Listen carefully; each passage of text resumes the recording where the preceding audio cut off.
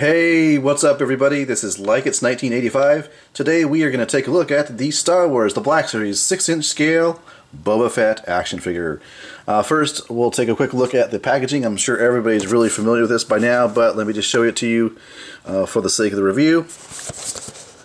And there's a paragraph back there, as well as a quote from Mr. Fett himself. So if I end up not having a space on my display shelves for these Star Wars figures, since they have such nice boxes and nice placeholders for the accessories as well, I may just place them back in the boxes and store them that way if I can't find a place on my shelf. But let's move on to Mr. Fett himself, and this is a wonderful action figure, and it probably doesn't come as much surprise to you that when I say this is my favorite of the 6-inch Black Series line so far. Boba Fett, of course, is a very, very cool character, and the figure also reflects that. So let's take a quick look at the details here, starting with the helmet. Nice wear on his helmet. You can see the silver paint out there represent either battle damage or just general wear. Very, very nice. You can see that also on the chest armor, which is, again, nicely detailed.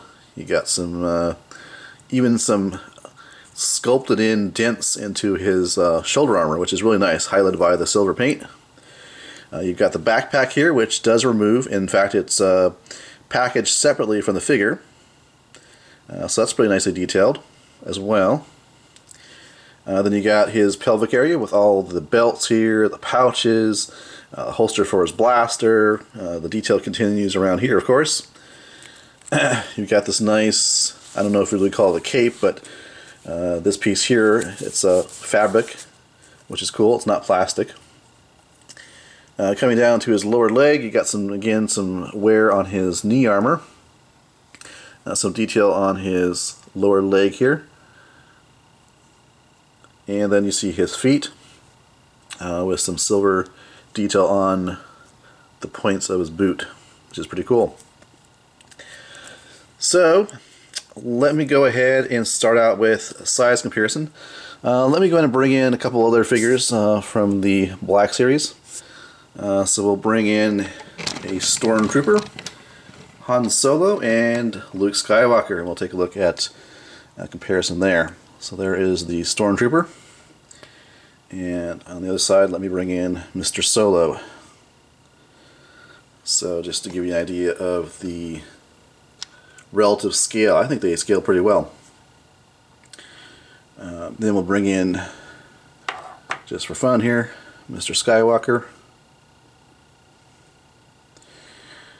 Now granted, they're in different poses. I think Boba Fett would be, well actually Han Solo's legs are pretty long too, so they probably are scaled really well together in terms of these two figures, which would make sense. So there you go. Now, accessories for this guy. Well, for one thing, the helmet does not remove, which is okay because I don't think we ever see Boba Fett without his helmet on, so that's fine. You do get a blaster here that holsters, and you can see there, nicely detailed. And it does function well in his hand. You just kind of have to get the fingers open wide enough, and there you go.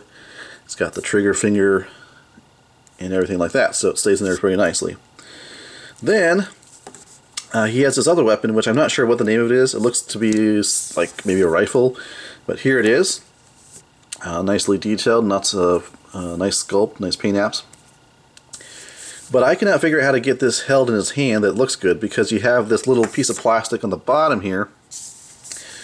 And, you know, granted, I didn't really do any research and look at pictures and see maybe it can be done, but I don't understand how that would work. You know, it doesn't seem like it can really hold it in his hand. And not a big deal to me. It's a cool looking weapon. I think it actually would look cooler without the stock here on the back. But, you know, I don't recognize it from the movie, so it's not a big deal to me that the figure apparently cannot hold it.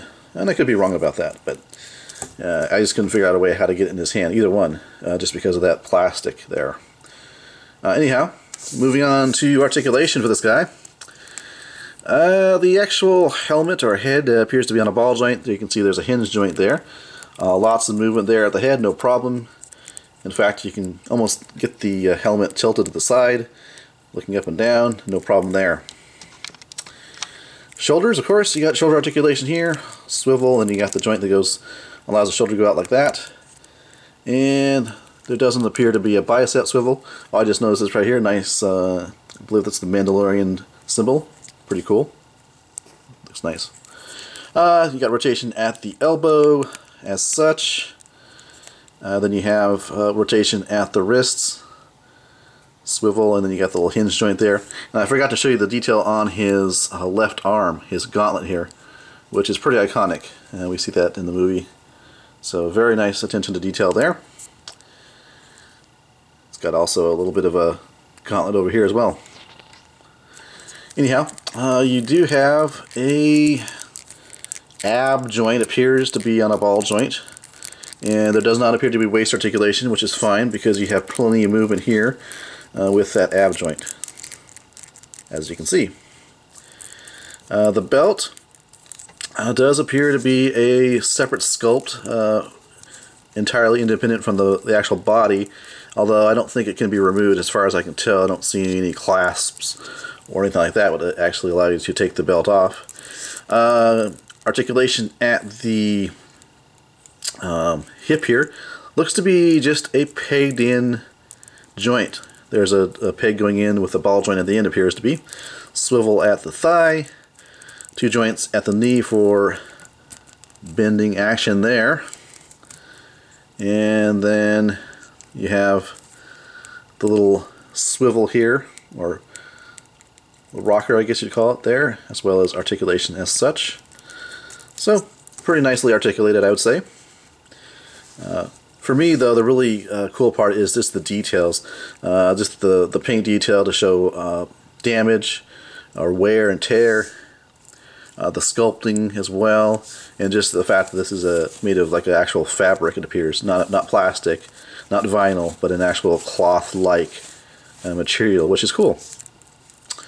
As I mentioned before, you can take off this. Pegs into the back. Stays in pretty well. Although it does tend to wobble a little around if you pose the figure too much, but it's okay. So there you go. Of course, these figures, as most of you know, are around $15. You should be able to find them just about anywhere. Although this particular figure, of course, is going to be more popular than probably the other ones, I would imagine. But you should be able to find it pretty easily, I would think, especially if you live in a larger area, metropolitan area. So there you go. The Star Wars, the Black Series, Boba Fett 6-inch scale action figure. Pretty cool. And definitely my favorite so far in this scale. Alright, catch you guys later.